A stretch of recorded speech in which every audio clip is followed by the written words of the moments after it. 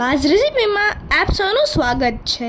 તો આજે આપણે બનાવીશું ફરાળી ઢોકળા, જેને બનાવવા માટે આપણે લઈશું 3/4 કપ મોરૈયો અને 1/4 કપ સાબુદાણા. હવે બંને ગ્રાઇન્ડ કરી પાવડર બનાવી લેશું.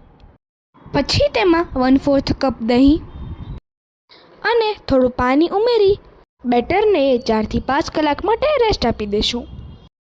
પછી તેમાં આદુ મરચાંની પેસ્ટ, સ્વાદ અનુસાર મીઠું, 1/2 ટીસ્પૂન બેકિંગ સોડા અને 1 ટીસ્પૂન ઓઇલ એડ કરી બધું મિક્સ કરી લેવાનું.